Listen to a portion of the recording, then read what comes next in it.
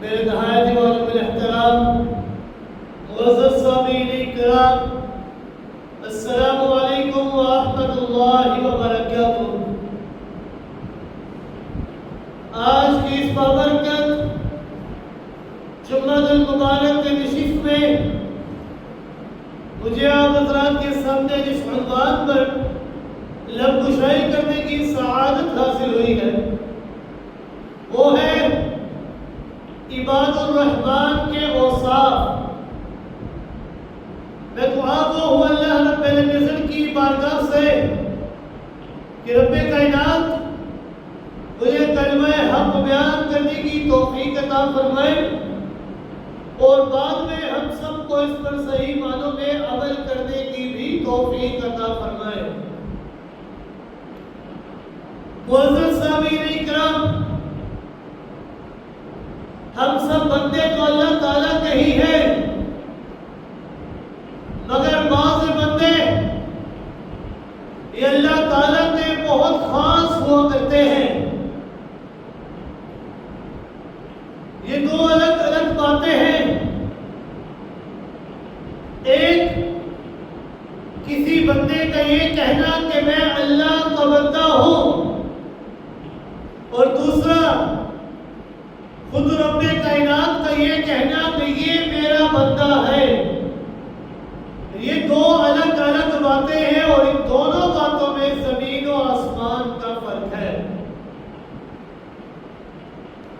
حقیقی بندہ یہ وہی ہوا کرتا ہے کہ جس کے اندر بندگی پائی جاتی ہو۔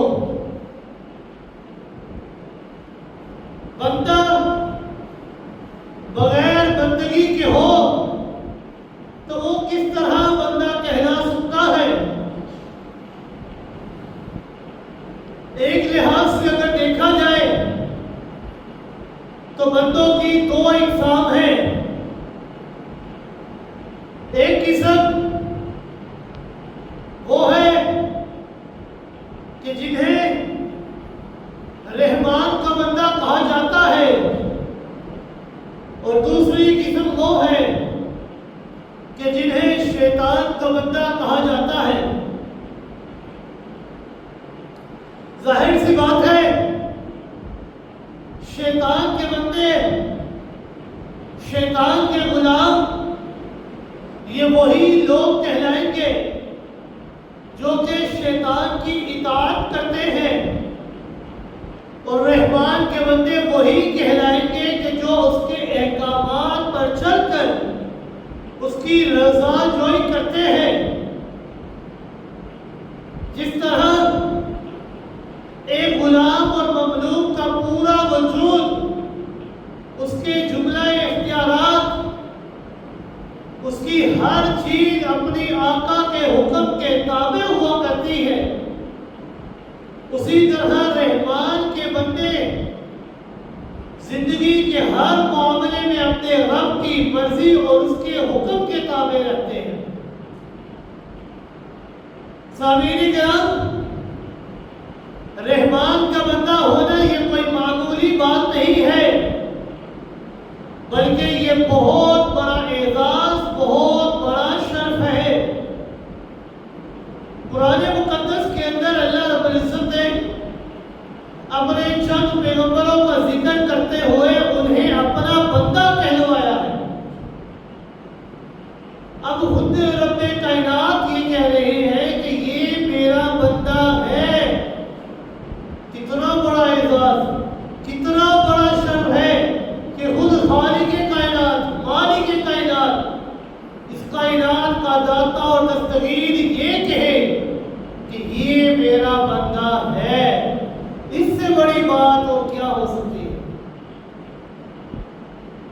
اللہ رب العزت نے اپنے چند پیغمبروں کا ذکر فرمایا تو وہاں پر اللہ رب العزت نے انہیں اپنا بندہ ہونے کا اعزاز عطا فرمایا۔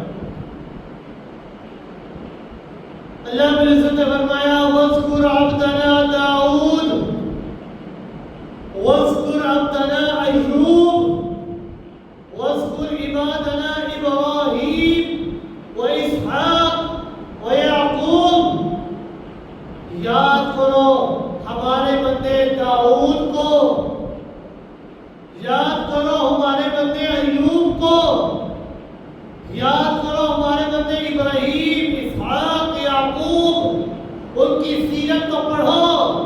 یہ ہمارے بندے ہیں، یہ اللہ کے بندے ہیں، انہوں نے اپنی ساری زندگی اللہ کی رضا حاصل کرتے ہوئے گزار دی ہے۔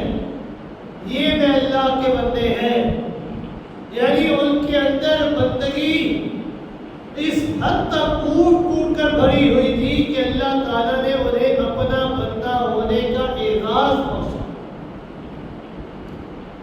لیکن دیکھیے ایک فرق ہے، جہاں پر اللہ رب العزت نے پیغمبروں کا ذکر فرمایا ہے تو وہاں پر اللہ رب العزت نے وضاحت فرماتے ہوئے ساتھ ان کے ناموں کا بھی ذکر فرمایا۔ میں اپنے محبوب پاک پیغمبر صلی اللہ علیہ وسلم کی شان بیان کرنے لگا ہوں۔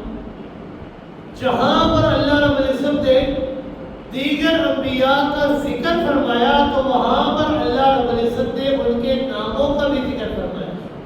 وَاذْكُرْ عَبْدَنَا دَاؤد وَاذْكُرْ عَبْدَنَا أَيُّوبَ وَاذْكُرْ عِبَادَنَا إِبْرَاهِيمَ وَإِسْحَاقَ وَيَعْقُوبَ۔ جتنے بھی بندوں کا پیغمبروں کا اللہ نے ذکر فرمایا، نام لے کر واضح فرما دیا کہ میں کس بندے کی بات کر رہا ہوں، تاکہ پتہ چل سکے کہ کون سا بندہ مراد ہے۔ صرف عبد کہنے پہ اکتفا نہیں کیا بلکہ نشاندہی کرتے ہوئے نام بھی ذکر فرما دیا۔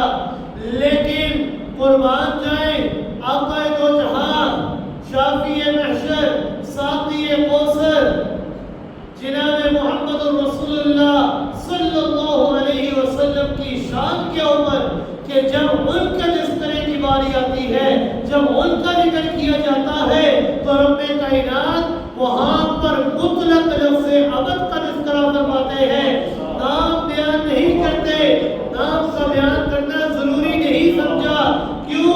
کیونکہ رب کائنات نے قرآن مقدس کے اندر ارشاد فرمایا سبحان الذی اسری بعبدہ تبارک الذی نزل الفرقان علی عبدہ فاوحی الی عبدہ ما اوحی، کہ جہاں پر اللہ رب العزت نے دیگر عام پیغمبروں کا ذکر فرمایا، نام لے کر واضح کر دیا کہ میرا عبد سے مراد یہ بندہ ہے، لیکن آقا دو جہاں صلی اللہ علیہ وسلم کی جب باری آئی تو رب کائنات نے مطلق لفظ عبد بیان فرمایا، آپ کا نام ذکر نہیں فرمایا بلکہ صرف لفظ عبد ذکر فرمایا۔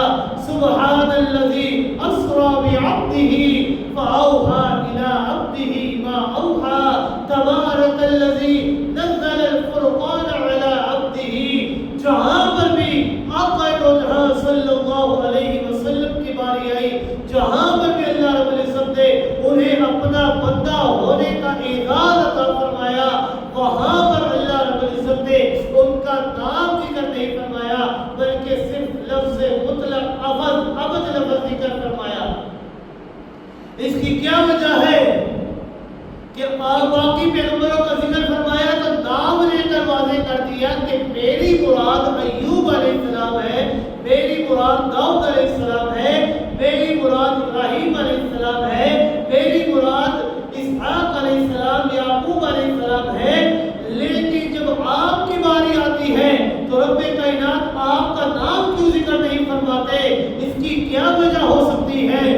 اس کی وجہ یہی ہو سکتی ہے کہ جناب محمد رسول اللہ صلی اللہ علیہ وسلم یہ ابدیت کی، ان کی ابدیت اس درجہ کمال تک پہنچی ہوئی ہے، اگر بغیر تشریح کے فقط ابد کا لفظ ذکر کیا جائے تو اس سے مراد صرف اور صرف آپ کی شخصیت ہو سکتی ہے اور کسی کی نہیں ہو سکتی۔ کیوں؟ کیونکہ عربی کا اصول ہے المطلق اذا یطلق یراد به فرد الکامل، کہ اگر کوئی لفظ مطلق ذکر کیا جائے، واضح نہ کیا جائے کہ اس سے مراد کیا ہے، اگر کوئی مطلق لفظ ذکر کیا جائے تو اس مطلق لفظ سے وہی مراد ہو سکتی ہے کہ جس کے اندر وہ تمام چیزیں پائی جاتی ہو، جو فرد کامل ہو، جس کے اندر ہر چیز پائی جاتی ہو، کمال عبدیت اس کے اندر پائی جاتی ہو۔ کمال عبدیت اگر کسی کے اندر پائی جاتی ہے تو وہ آقا دو جہاں صلی اللہ علیہ وسلم کے علاوہ اور کوئی نہیں ہو سکتا۔ کیوں؟ کیونکہ اللہ رب العزت نے دیگر انبیاء کو جتنے بھی کمالات عطا فرمائے ہیں، اللہ رب العزت نے وہ تمام کمالات کو اکٹھے کر کے تنہا ذات محمد رسول اللہ صلی اللہ علیہ وسلم کے اندر رکھا۔ کسی نبی کو ایک وصف، کسی کو دو اوصاف، کسی کو تین، کسی کو چار، کسی کو 10، لیکن اللہ رب العزت نے ان تمام اوصاف کو اکٹھا کر کے ایک فرد کامل جناب محمد رسول اللہ صلی اللہ علیہ وسلم کے اندر رکھا۔ اور عربی کا اصول ہے کہ اگر کوئی مطلق لفظ ذکر کیا جائے تو اس سے مراد صرف وہی ہو سکتا ہے کہ جس کے اندر اس کا معنی مکمل طور پر پایا جاتا ہو، اور عبد سے مراد صرف اور صرف آقا دو جہاں صلی اللہ علیہ وسلم ہے۔ اس لیے اللہ رب العزت نے دیگر انبیاء کا جب بھی ذکر فرمایا، دیگر انبیاء کو جب بھی اپنا بندہ ہونے کا اعزاز عطا فرمایا تو اللہ رب العزت نے نام لے کر وعدے کیا کہ میری اس عبد سے مراد میرا یہ پیغمبر ہے، میرا یہ پیغمبر ہے، میرا یہ نبی ہے۔ لیکن جہاں پر بھی اللہ رب العزت نے مطلق لفظ عبد ذکر فرمایا تو اس سے مراد صرف اور صرف آقا دو جہاں صلی اللہ علیہ وسلم ہے اور کوئی نہیں ہے۔ قرآن مقدس میں اللہ رب العزت نے اپنا دوست یعنی اولیاء اللہ، یہ انہی ہستیوں کو فرمایا ہے کہ جن کے اندر اعلیٰ درجے کی عبدیت اور بندگی پائی جاتی ہے، یعنی جتنی زیادہ عبدیت پائی جاتی ہے اسی درجے کا وہ ولی اللہ شمار ہوتا ہے۔ اس لیے اللہ تعالیٰ نے سورہ فرقان میں ایک ہی مقام پر ایک ہی رکوع کے اندر اپنے بندوں کے، خاص بندوں کے چند اوصاف ذکر فرمائے، تاکہ اگر کوئی شخص یہ اوصاف ذکر کرنے کی وجہ کیا ہے، وجہ یہی ہے کہ اگر کوئی شخص اللہ کا خاص بندہ بننا چاہتا ہے، اللہ کا دوست بننا چاہتا ہے، ولی اللہ بننا چاہتا ہے، تو وہ ان اوصاف کو اختیار کر لے۔ کیوں؟ کیونکہ ان اوصاف کے اندر اتنی جامعیت ہے، اتنی جامعیت ہے کہ ان اوصاف کے اندر جہاں پر عقائد کی اصلاح موجود ہے وہاں پر اللہ نے اعمال صالحہ کی ترغیب بھی دی ہے، جہاں پر معاملات کی درستگی کا بیان ہے وہاں پر مکارم اخلاق کی تکمیل کا درس بھی اللہ نے دیا ہے۔ ایک ایک چیز کے بارے میں اللہ رب العزت نے واضح کیا۔ جو اللہ کے نیک بندے ہیں ان کی صفت یہ ہے کہ اللہ رب العزت نے فرمایا وَعِبَادُ الرَّحْمَنِ الَّذِينَ يَمْشُونَ عَلَى الْأَرْضِ هَوْنًا، کہ اللہ کے بندے عباد الرحمن، رحمان کے بندے، الذین یمشون علی الارض ہونا، ان کی پہلی صفت جو ان کے اندر پائی جاتی ہے نا تو وہ یہ ہے کہ وہ زمین کے اوپر تواضع کے ساتھ چلتے ہیں، عاجزی کے ساتھ چلتے ہیں، اکڑ کر نہیں چلتے، سینہ تان کر نہیں چلتے، تکبر کرتے ہوئے نہیں چلتے، بلکہ ان کے ایک ایک اعضاء سے، ان کے ایک ایک جوارے سے یہی ثابت ہوتا ہے کہ یہ بندہ، یہ رحمان کا عاجز اور بندگی والا بندہ ہے۔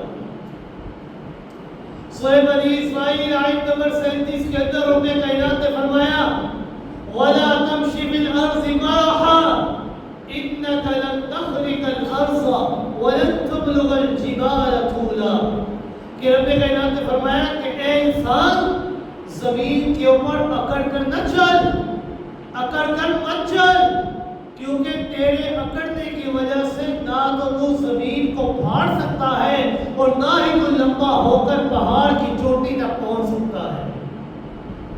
تیرے اکڑنے کا کوئی فائدہ نہیں ہے۔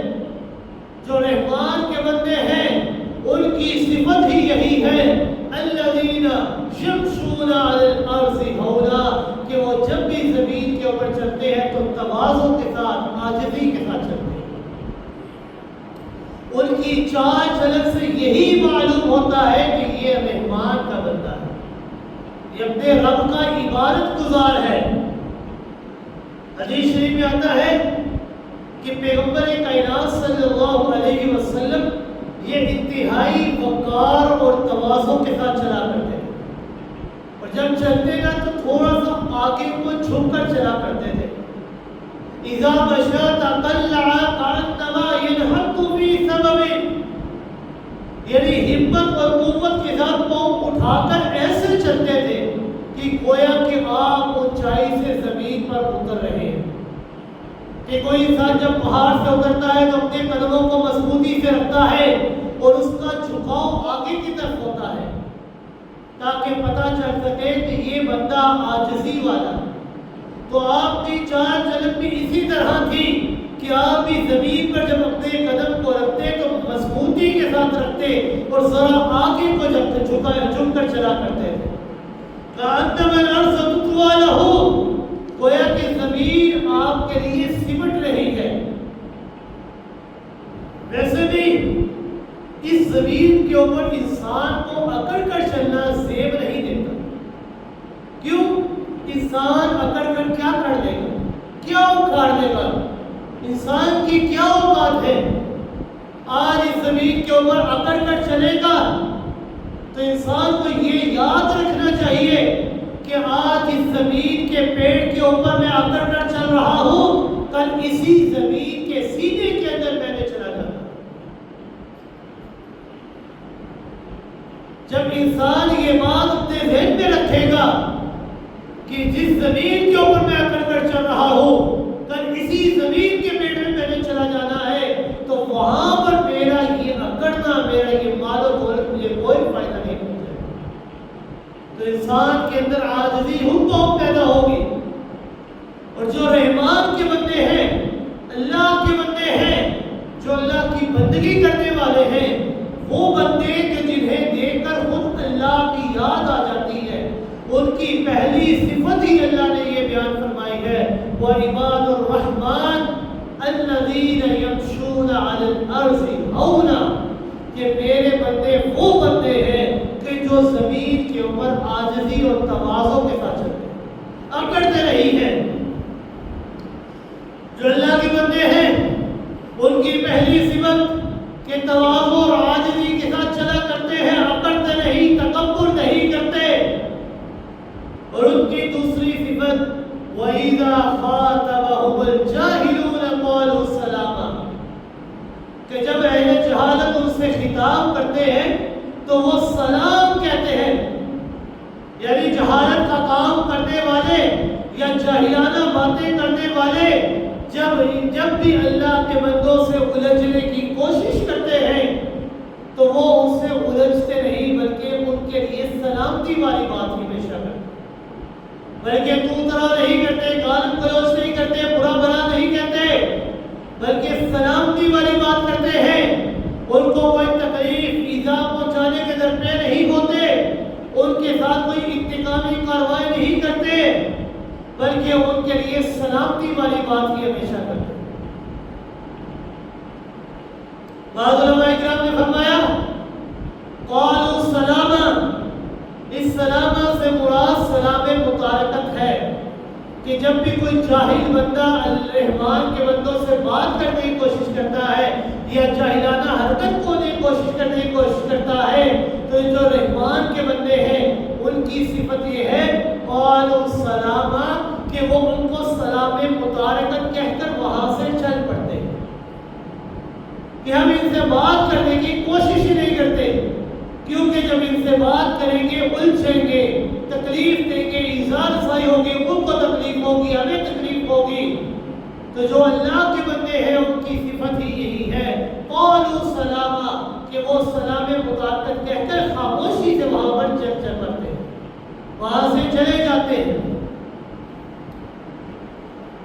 وعباد الرحمن الذين يمشون على الارض هونا واذا خاطبهم الجاهلون قالوا سلاما، کہ اہل جہالت سے خاموشی کہہ کر وہاں سے چل پڑتے ہیں، تکبر کے ساتھ نہیں چلتے بلکہ عاجزی کے ساتھ چلتے ہیں۔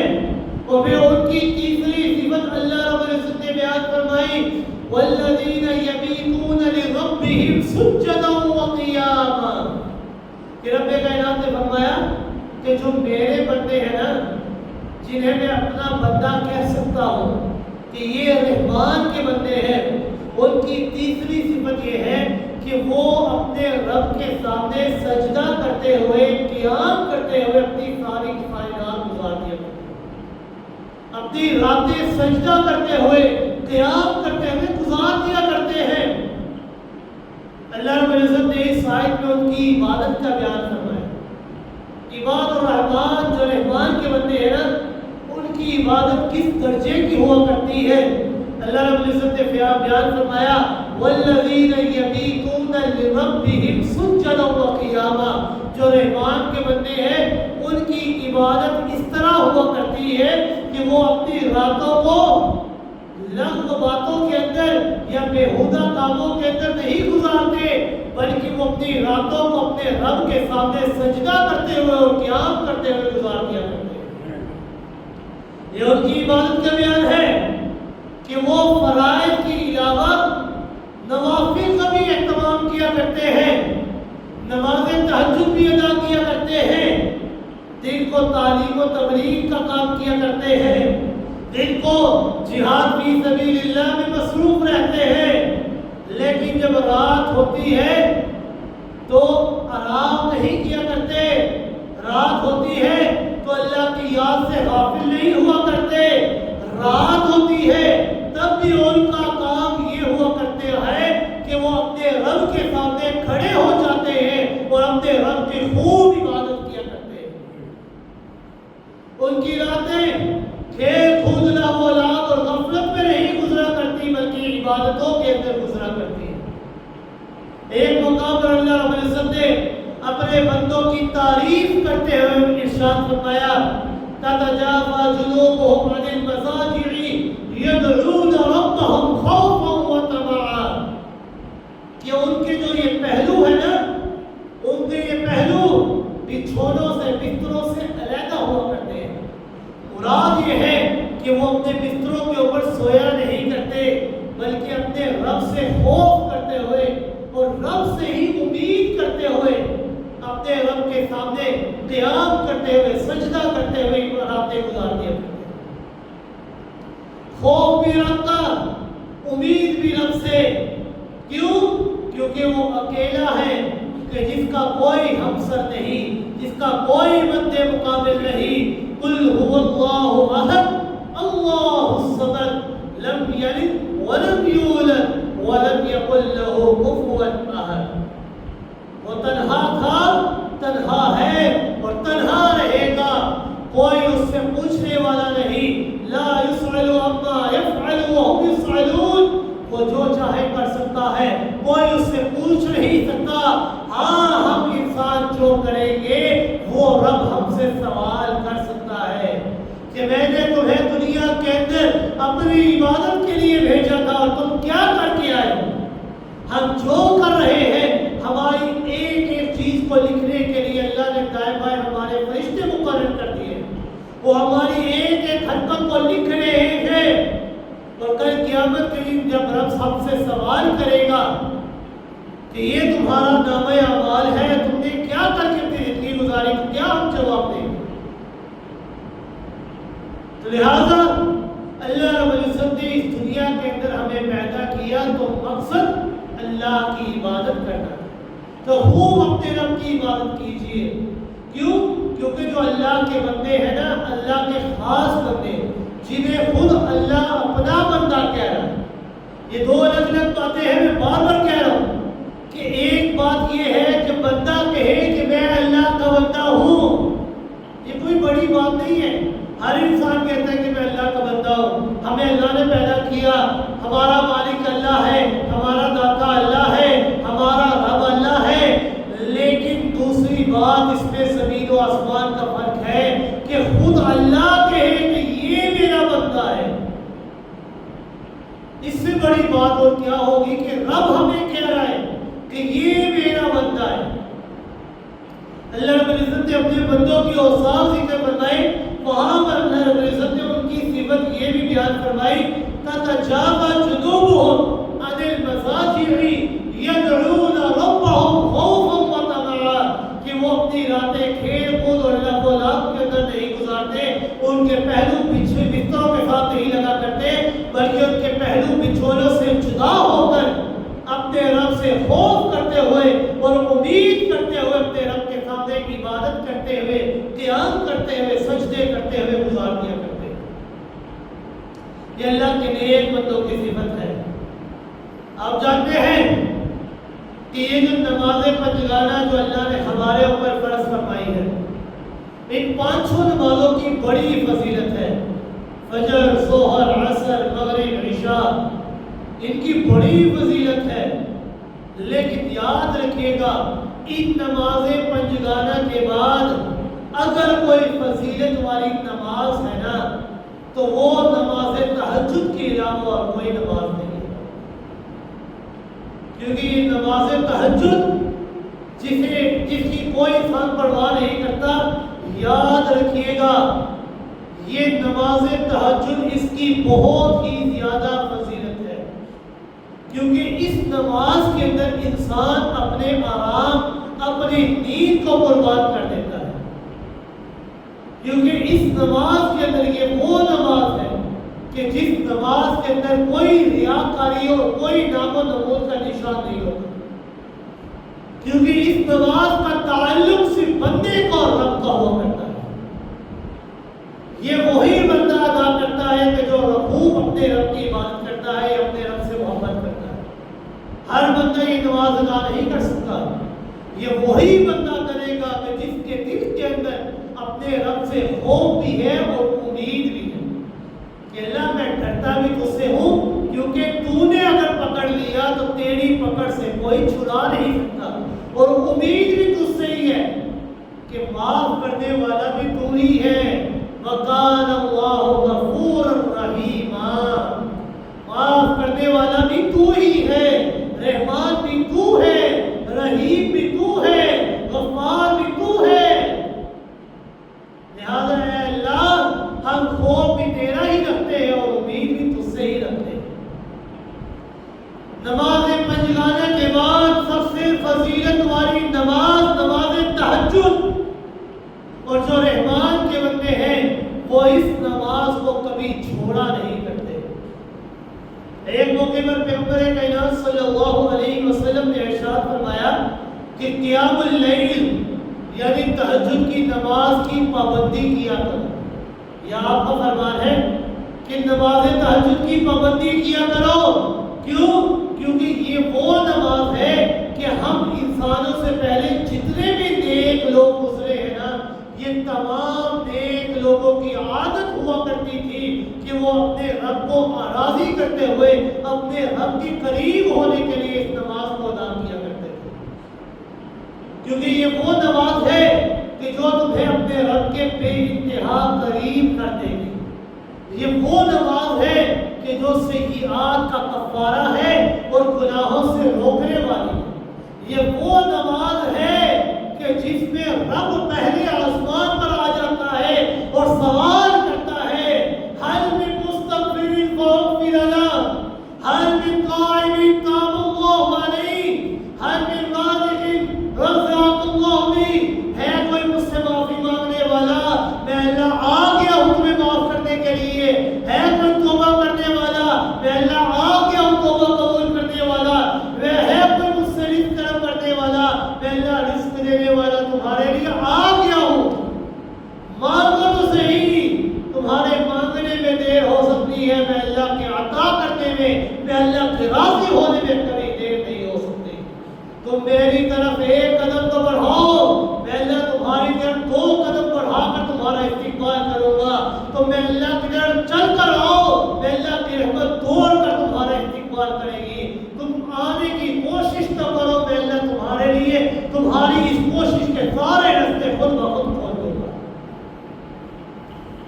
جو اللہ کے بندے ہیں وہ نماز تہجد کی اطاعت کیا کرتے ہیں، پیروی کیا کرتے ہیں، اس کا خیال کیا کرتے ہیں کہ ہم یہ نماز تہجد ادا کرتے ہیں۔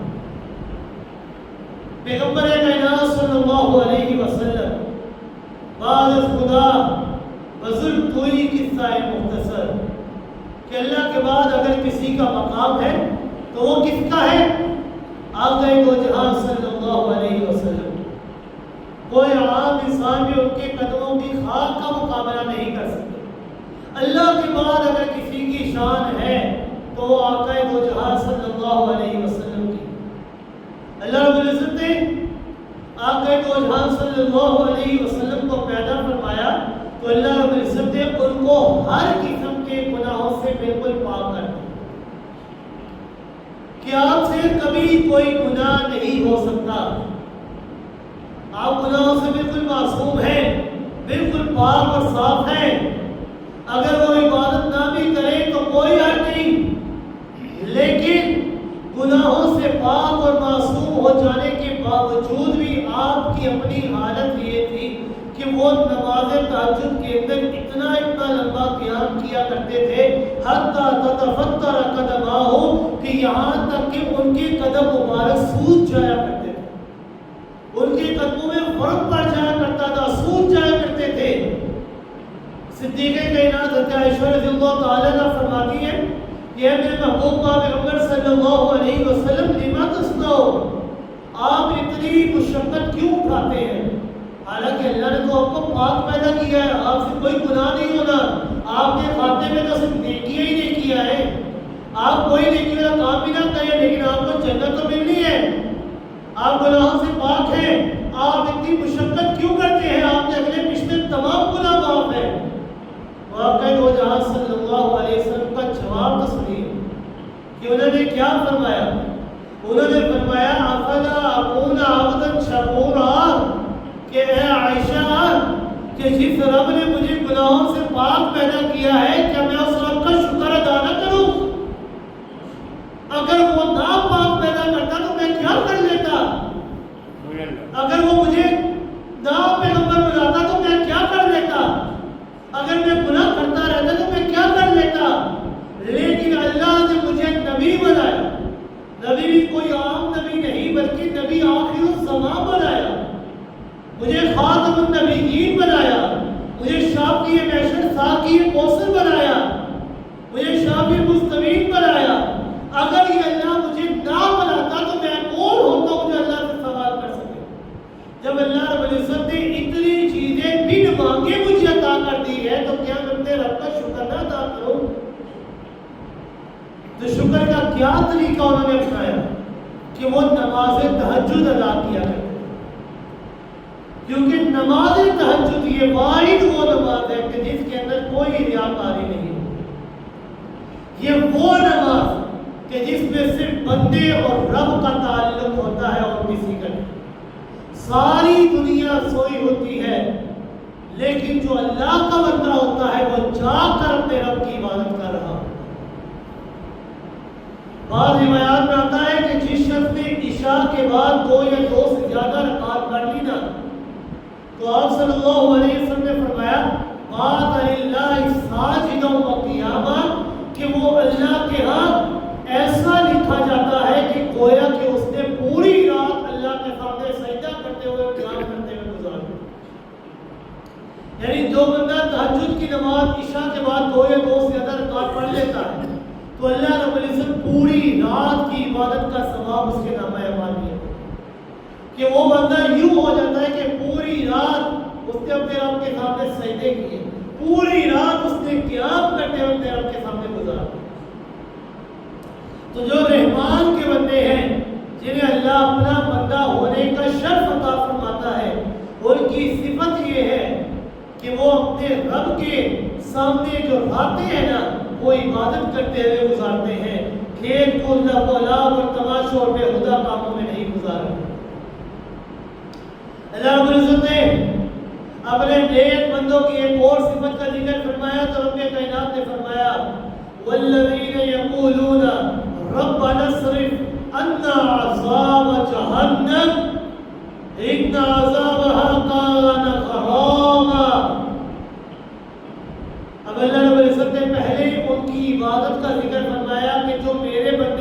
تیری عبادت کرتے ہیں، میرے سوا کسی اور کی عبادت نہیں کرتے، لیکن عبادت کر کے اکڑتے نہیں ہیں کہ یہ سمجھے کہ اللہ ہم نے تو اب تیری عبادت کر لی ہے، اب ہمارا کچھ بھی نہیں ہو سکتا، ہمیں جنت ضرور ملے گی۔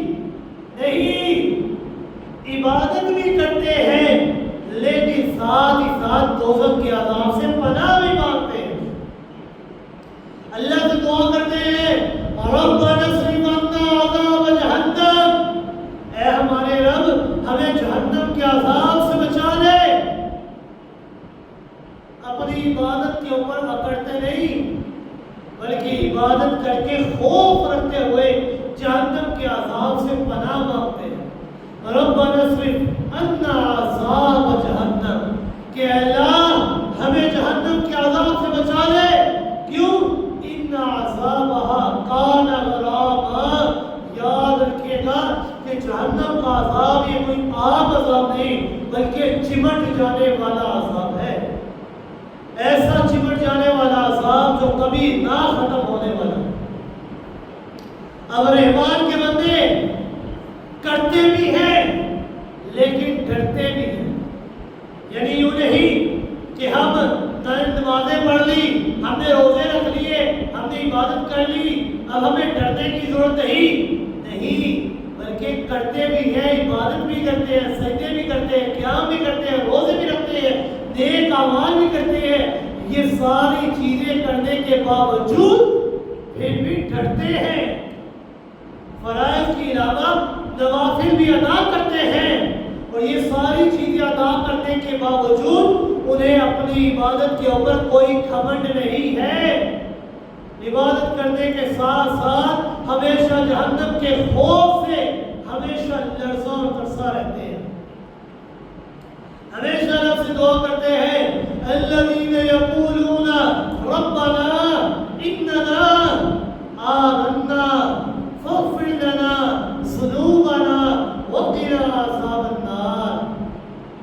یہ دعائیں یہ اللہ رب العزت نے ہمیں سکھائی ہیں، قرآن مقدس کے اندر یہ 40 دعائیں اللہ نے ذکر فرمائی کہ جو بندہ یہ دعائیں یاد کر لے ہمیشہ اللہ سے دعا کرے، اللہ رب العزت اس کی دعا کو قبول فرماتے ہیں۔ جو اللہ کے نیک بندے وہ ہمیشہ اللہ سے دعا کرتے ہیں، عبادت کر کے اپنی عبادت کے اوپر گھمنڈ نہیں کرتے بلکہ اللہ سے دعا کرتے ہیں ربنا اننا آمنا فاغفر لنا ذنوبنا وقنا عذاب النار، کہ اللہ ربنا اے ہمارے رب اننا آمنا، اے اللہ ہم تیرے اوپر ایمان لا چکے ہیں، اب ہمارے ایمان کے اندر کوئی تسلسل کوئی کمی نہیں واقع ہو سکتی، ہمارا ایمان پختہ ہو چکا ہے کہ ہم تیرے سوا کسی اور کی عبادت نہیں کریں گے، فاغفر لنا ذنوبنا، اے اللہ ہم ایمان تو لا چکے ہیں لیکن اے اللہ تو نے تو ہمیں انسان پیدا کیا ہے اور تیرا ہی اعلان ہے کل بنی آدم خطاء وخیر الخطائین التوابون، کہ ہر بنی آدم خطا کار ہے لیکن بہترین خطا کار وہ ہے جو اللہ سے توبہ کرنے والا ہے۔ اے اللہ ہم ایمان تو تیرے اوپر لا چکے ہیں، ہم تیرے بندے تو بن چکے ہیں، لیکن اے اللہ بندے ہونے کے ساتھ ساتھ ہم سے خطائیں بھی ہو جاتی ہیں، ہم سے گناہ بھی ہو جاتے ہیں، ہم سے غلطیاں بھی ہو جاتی ہیں، ہم اصلاحکار بھی ہو جاتے ہیں، لیکن اے اللہ ہم اپنی ان گناہوں کے اوپر اکڑتے نہیں بلکہ ایمان لانے کے بعد فاغفر لنا ذنوبنا، اے اللہ ہم اب سے تجھ سے اپنے گناہوں کی معافیاں مانگا کرتے ہیں، ہم اب سے تجھ سے اپنی خطاؤں کی معافی مانگا کرتے ہیں، کیونکہ تیرے سوا معاف کرنے والا کوئی اور نہیں ہے، وقنا عذاب النار، اے اللہ ہمیں جہنم کے عذاب سے ہمیشہ بچائے رکھنا، فاغفر لنا ذنوبنا وقنا عذاب النار، اے اللہ ہماری گناہوں کو معاف کر دینا اور ہمارے گناہوں کے سبب ہمیں پکڑ کر جہنم میں نہ ڈالنا بلکہ ہمارے گناہوں کو معاف کرتے ہوئے جہنم کے عذاب سے ہمیں محفوظ کرتے ہوئے جنت کے اندر داخلہ عطا فرما۔ ربنا اننا آمنا فاغفر لنا ذنوبنا وقنا عذاب النار۔ دوزخ کے عذاب کے متعلق اللہ رب العزت نے بیان فرمایا کہ دوزخ کا عذاب یہ بڑا چمٹ جانے والا عذاب ہے۔ دوزخ کی آگ جو ہے نا یہ بذات خود تو ایک عذاب ہے۔ یاد رکھیے گا دوزخ کی جو آگ ہے نا وہ اس دنیا کی آگ سے 70 گنا زیادہ تیز آگ ہے۔ دوزخ کی آگ یہ بذات خود تو ایک عذاب ہے، لیکن اس آگ کے اندر بھی اور بھی بہت سارے عذابات ہیں۔ حدیث شریف میں آتا ہے کہ اللہ رب العزت نے قرآن مقدس کے اندر اس آگ کو بہت سے مختلف ناموں کے ساتھ ذکر فرمایا۔ اللہ رب العزت نے دوزخ کی آگ کے متعلق فرمایا نار الکبریٰ، یہ جو دوزخ کی عذاب ہے بہت بڑی آگ ہے۔ ایک مقام پر اللہ نے فرمایا نار اللہ الموقدہ، یہ آگ جو ہے یہ اللہ کی خوب بھڑکائی ہوئی آگ ہے۔ ایک نام اللہ نے رکھا نار تلظا، کہ یہ جو آگ ہے یہ آگ کی لپیٹ ہے اور یہ ایسی لپیٹ ہے کہ جو کسی کو چھوڑے گی نہیں۔ ایک اللہ نے فرمایا نام نار الحامیہ، بھڑکتی ہوئی آگ ہے، ایسی بھڑکتی ہوئی آگ کہ اس سے کوئی بچنے والا نہیں۔ لا تبقی ولا تذر، کہ یہ جہنم کی جو آگ ہے نا لا تبقی ولا تذر، نہ تو وہ جینے دے گی اور نہ ہی وہ مارے گی، بلکہ ہمیشہ تڑپاتی رہے گی انسان۔ لا يموت فیہا ولا یحیا، یہ جہنم کی آگ یہ ایسی آگ ہوگی کہ جس کے اندر نہ تو زندگی ہوگی اور نہ ہی موت ہوگی، بلکہ ہمیشہ انسان تڑپتا رہے گا۔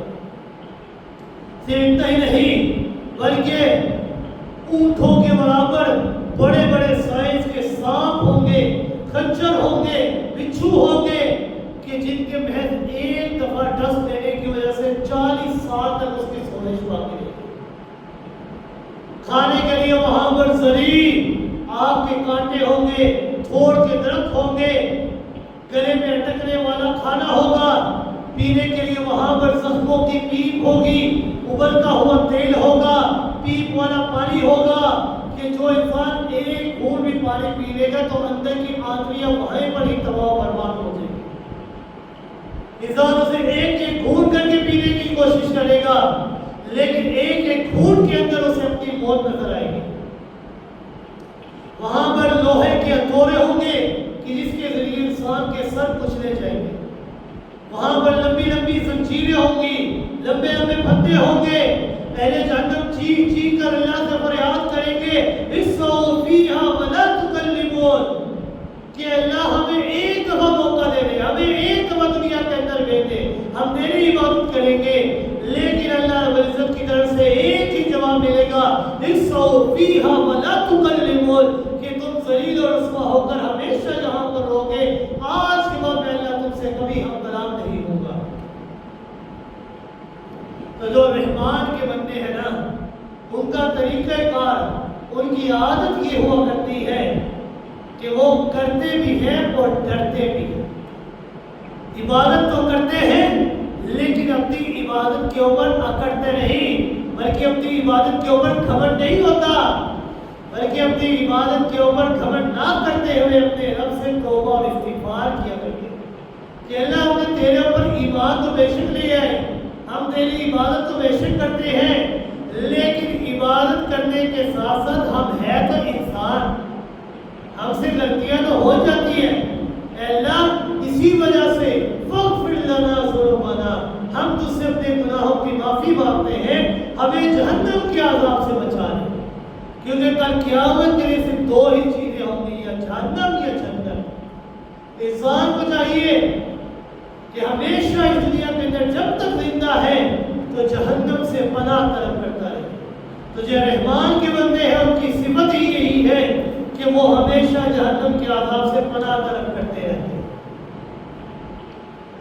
رحمان کے بندوں کی اللہ رب العزت نے ایک اور صفت بیان فرمائی کہ رب کائنات نے فرمایا والذین لا يدعون مع اللہ الہا آخر، یہ جو میں اللہ کے بندے ہیں نا جنہیں میں اللہ رب العزت اپنا بندہ کہ یہ جو میرے بندے ہیں یہ لوگ اللہ تعالیٰ کے ساتھ کسی اور الہ کو نہیں پکارا کرتے. یہاں پر اللہ رب العزت نے ان کے عقیدہ توحید کا بیان فرمایا کہ وہ صرف اور صرف ایک الہ کو ماننے اور پکارنے والے، غیر اللہ کی سوز و پکار، شرک و کفر سے نفرت کرنے والے ہیں. کیوں؟ کیونکہ شرک یہ کوئی عام گناہ نہیں ہے بلکہ ظلم عظیم ہے. اللہ رب العزت نے سورہ لقمان آیت نمبر 13 کے اندر فرمایا ان الشرک لظلم عظیم، کہ شرک یہ ظلم عظیم ہے، یہ بہت بڑا گناہ ہے. قرآن مقدس کے اندر اسی گناہ کو ظلم عظیم اور ضلال مبین کہا گیا ہے. اسی گناہ کوئی وجہ سے انسان کے تمام جملہ خیر اعمال خیر برباد ہو جاتے ہیں. اسی شرک کی بدولت انسان کی بخشش ناممکن ہو جاتی ہے. اسی گناہ کے مرتکب کے لیے رب کائنات نے دعائے مغفرت سے بھی منع فرما دیا ہے. اللہ رب العزت نے فرمایا استغفر لهم او لا تستغفر لهم ان تستغفر لهم 70 مرة فلن يغفر الله لهم، کہ جو شرک کا مرتکب ہوتا ہے آپ اس کے لیے دعائے استغفار کریں یا نہ کریں، دن کے اندر 70 مرتبہ استغفار کر لے، لیکن شرک کے مرتکب کی معافی کا اعلان میں اللہ رب العزت نے اعلان کیا ہے کہ میں اسے نہیں معاف کروں گا. کیوں؟ ان الشرک لظلم عظیم، شرک یہ ظلم عظیم ہے. جس طرح ہمیں اپنے گھروں کے اندر کسی باہر کے بندے کی شراکت داری پسند نہیں ہے کہ باہر سے کوئی بندہ آئے اور ہمارے گھر کے معاملات کے اندر بولے، ہماری غیرت گوارا نہیں کرتی، تو وہ رب جو تنہا ہے، جو اس پوری کائنات کا مالک ہے، جو اس پوری کائنات کا خالق اور رب ہے، بھلا اس کی غیرت کس طرح گوارا کرے گی کہ انسان جسے میں اللہ نے پیدا کیا ہے، جسے یہ پیشانی میں اللہ نے دی ہے، جسے یہ پیشانی، جسے جھولی، جسے ہاتھ اللہ نے دیے ہیں، اب وہی انسان اس جھولی کو، اس ہاتھوں کو، اس پیشانی کو اللہ کے سوا کسی اور کے سامنے جھکائے، کسی اور کے سامنے پھیلائے، بھلا اللہ کی غیرت کس طرح گوارا کر سکتی ہے؟ تو جو رحمان کے بندے ہیں ان کی صفت یہ ہے کہ وہ ایک اللہ کے سوا کسی اور کو نہیں پکارا کرتے. یدعون ربهم بالغداة والعشی یریدون وجہہ، ان کا اعلان تو صرف ایک اعلان ہے، اور یہ اعلان بڑا ہی خوبصورت اعلان ہے. جو رحمان کے بندے ہیں وہ ہمیشہ ایک اعلان کرتے رہتے ہیں. کیا اعلان؟ رب کائنات نے سورہ کہف آیت نمبر 14 کے اندر بیان فرمایا کہ جو رحمان کے بندے ہیں جنہیں اللہ خود اپنا بندہ کہہ رہا ہے کہ یہ میرے بندے ہیں، ان کا اعلان ہے ربنا رب السماوات والارض لن ندعو من دونه الہ، کہ ہمارا رب رب السماوات والارض وہ رب ہے جو آسمان و زمین کا پالنہار ہے، جو آسمان و زمین کا خالق ہے، جو آسمان و زمین کا مالک ہے. لن ندعو من دونہ الہ، ہم اس رب کے سوا کسی اور رب کو نہیں پکارا کرتے.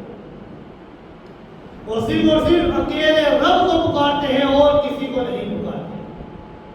تو رحمان کے بندے جنہیں اللہ رب العزت اپنا بندہ ہونے کا اعزاز عطا فرما رہے ہیں، ان کی ایک صفت کہ وہ اللہ کے سوا کسی اور کو نہیں پکارتے. اسی طرح اللہ رب العزت نے اپنے بندوں کی ایک اور صفت کا تذکرہ فرمایا کہ رب کائنات نے فرمایا والذین اذا انفقوا لم يسرفوا ولم يقتروا وكان بین ذلک قواما،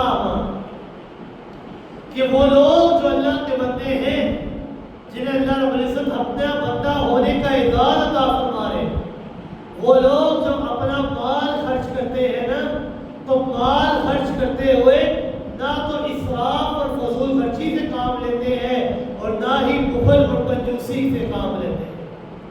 وَكَانَ بَيْنَ ذَلِكَ قَوَامًا، بلکہ دونوں صورتوں کے اندر میانہ روی اور اعتدال کے ساتھ کام. نہ ہی ایک دم ہاتھ کھول دیتے ہیں کہ سارا کچھ خرچ کر دیا، اور نہ ہی اپنے آپ کو روک کر رکھتے ہیں، سنبھال کر رکھتے ہیں، بلکہ میانہ روی اور اقتدار کے ساتھ کام لیتے ہوئے اللہ کی راہ میں مال خرچ کیا کرتے ہیں۔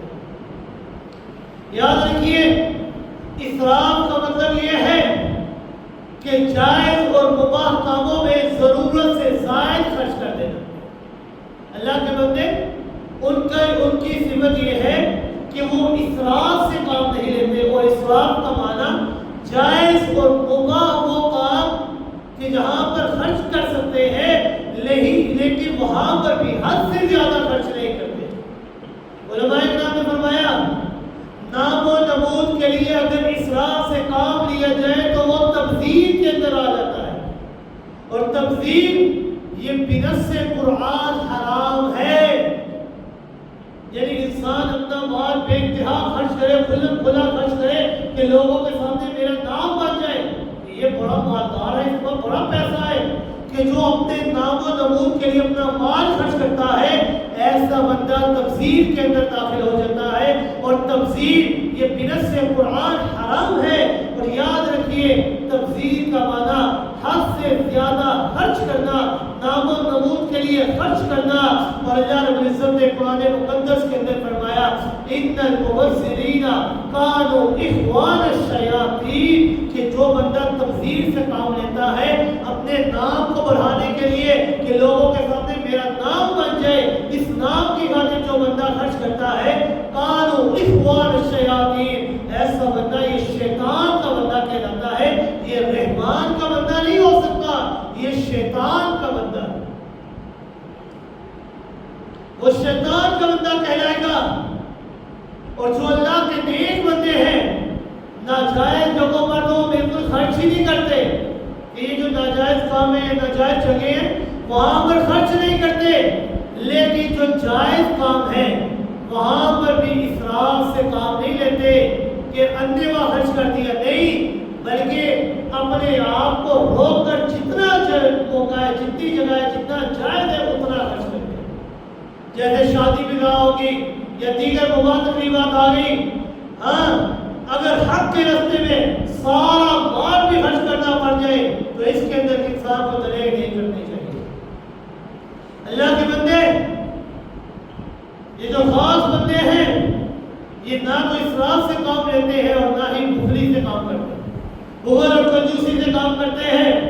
اللہ رب العزت نے قرآن مقدس کے اندر ارشاد فرمایا وَلَا تَجْعَلْ يَدَكَ مَغْلُولَةً إِلَىٰ عُنُقِكَ وَلَا تَبْسُطْهَا كُلَّ الْبَسْطِ، نہ تو اپنا ہاتھ بالکل بند کر لیتے ہیں اور نہ ہی بالکل کھول دیا کرتے ہیں، بلکہ میانہ روی اور اقتدار سے کام لیتے ہیں، کیونکہ پیغمبر کائنات صلی اللہ علیہ وسلم کا اعلان ہے، ان کا فرمان ہے، انہوں نے طریقہ اور اسلوب سکھلایا ہے، لوگوں کو، اپنے امتیوں کو بتایا ہے کہ تم نے کس طرح مال خرچ کرنا ہے، اور ان کے بتائے ہوئے طریقے سے بڑی بات انسان کے لیے اور کوئی نہیں ہو سکتی۔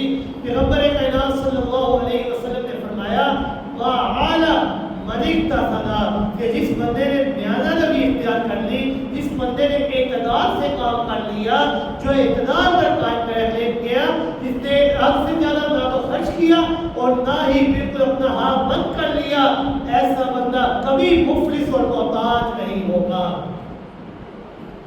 وَعَلَى مَنِ اقْتَصَدَ، جس نے میانہ روی سے کام لیا وہ کبھی مفلس اور محتاج نہیں ہو سکتا۔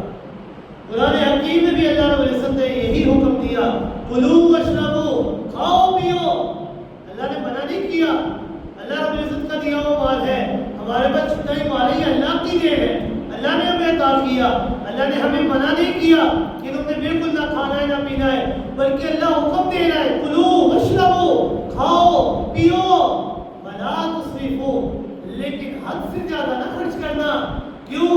ان المبذرین کانوا اخوان الشیاطین، حد سے زیادہ خرچ کرنے والے یہ شیطان کے بھائی کو ہیں۔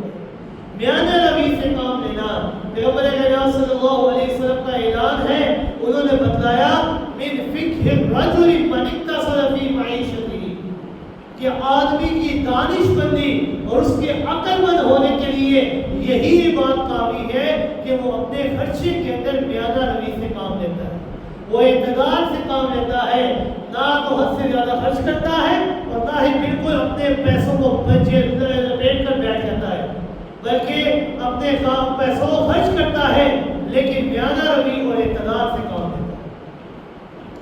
جو رحمان کے بندے ہیں ان کی صفت ہی یہی ہے کہ وہ خرچ کرتے ہیں لیکن میانہ روی اور اعتدال کے ساتھ کام کرتے ہیں۔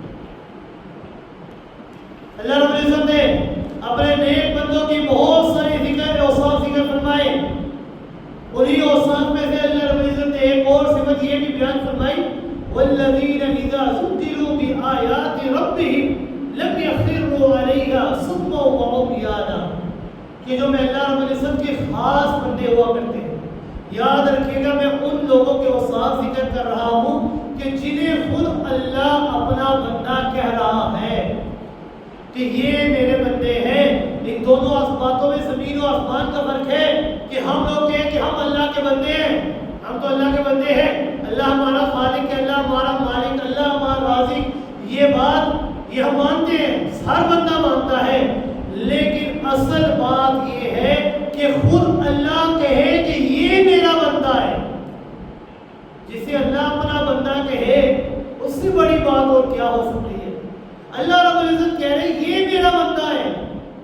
اللہ رب العزت نے اپنے انہی بندوں کی کہ جنہیں خود اللہ کہہ رہا ہے کہ یہ میرا بندہ ہے، اللہ رب العزت نے ان کی ایک اور صفت ذکر فرمائی اور اعلان فرمایا کہ وہ لوگ جب بھی ان کے سامنے اللہ کی آیات کا ذکر کیا جاتا ہے تو وہ ان آیات کے اوپر اندھے اور بہرے ہو کر نہیں گزرتے، بلکہ سمیع و بصیر ہو کر ان آیات کے اندر غور و فکر کرتے ہیں اور ان آیات سے متاثر ہوتے ہیں، ان آیات سے سبق حاصل کرتے ہیں۔ کہ جب بھی کوئی آیت ان کے سامنے تلاوت کی جائے بس یہ نہیں کہ سنی اور چل پڑے، نہیں، بلکہ جاتے ہیں، مطالعہ کرتے ہیں، غور و فکر کرتے ہیں کہ اس آیات کا سیاق و سباق کیا ہے، اس آیت میں اللہ ہم سے کیا بات کر رہا ہے، اللہ رب العزت کیا ہمیں حکم دے رہے ہیں، بلکہ سمیع و بصیر ہو کر ان آیات کے اندر غور و فکر کرتے ہیں۔ اور جو بندہ اللہ کا بندہ ہے نا وہ آیات قرآنی کے اندر غور و فکر کرتا ہے، اور جب آیات قرآنی کے اندر غور و فکر کرتا ہے تو رب کائنات نے ایسے بندوں کی تعریف کی ہے کہ جو قرآن کی آیات کے اندر غور و فکر کرتے ہیں۔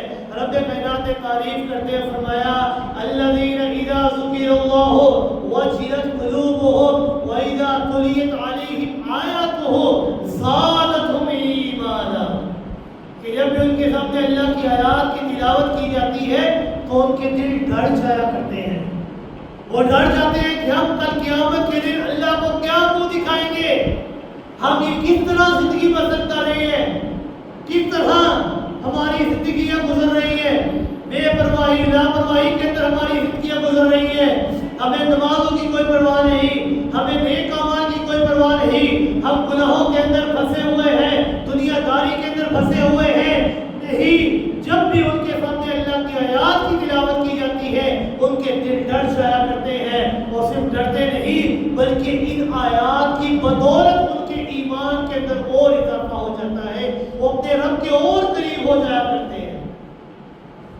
لہذا رحمان کے بندے کے لیے، بندہ بندے کے لیے اصول یہ ہے کہ جب بھی کوئی آیت قرآنی تمہارے سامنے تلاوت کی جائے تو بس اندھے اور بہرے ہو کر سن کر نہ چل پڑو، بلکہ سمیع و بصیر بنو، سننے والے اور دیکھنے والے بنو کہ اس آیت میں اللہ ہم سے کیا خطاب کر رہا ہے، اللہ نے کیا ہمیں حکم دیا ہے، اللہ نے ہمارے ساتھ کیا بات کی ہے، اس آیت سے پہلے اللہ نے کیا بات کی، اس آیت کے بعد اللہ رب العزت کیا بات کر رہے ہیں۔ اندھے اور بہرے ہو کر نہ پڑھو بلکہ سمیع و بصیر ہو کر دیکھو تو صحیح۔ جب وہ تم اس طرح کرو گے، آیات قرآنی کے اندر غور و فکر کرو گے تو تمہارا ایمان اور پختہ ہو جائے گا اپنے رب کے اوپر، زادتہم ایمانا، تمہارا ایمان اور بڑھ جائے گا۔ پھر جو اللہ کے بندے ہیں جن کی صفات کا اللہ رب العزت نے تذکرہ فرمایا ہے، جو اللہ کے خاص بندے ہیں جنہیں اللہ رب العزت اپنا بندہ ہونے کا اعزاز عطا فرما رہے ہیں، کل قیامت کے دن اللہ رب العزت اپنے ان خاص بندوں کو انعامات بھی عطا فرمائیں گے کہ جو اس دنیا کے اندر اللہ کی اطاعت کرتے ہوئے اپنی ساری زندگی بسر کر دیتا ہے، رحمان کا بندہ بن کر اپنی زندگی کو بسر کر دیتا ہے، دنیا داری کے اندر نہیں پھنستا بلکہ اس دنیا کے اندر رہ کر دنیا کے دلدل سے بچ کر اپنے رب کی عبادت کیا کرتا ہے، کل قیامت کے دن جو ابدی زندگی ہے، جو ہمیشہ والی زندگی ہے، اللہ انعام عطا فرماتے ہیں. کیا انعام عطا فرماتے ہیں؟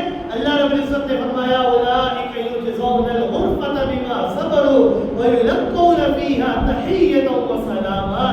کہ کل قیامت کے دن ایسے لوگوں کی ثابت کرنے کے لیے میں اللہ رب العزت نے جنت میں بہت بلند و بالا خانے کمرے اور گھر تیار کیے ہیں. ایسے ایسے گھر تیار کروں گا میں اللہ کہ جس کی ایک اینٹ سونے کی ہوگی تو ایک اینٹ چاندی کی ہوگی. اور صرف اتنا ہی نہیں بلکہ ان اینٹوں کو جوڑنے کے لیے جو گاڑا استعمال ہوگا وہ بھی خالص کستوری کا ہوگا.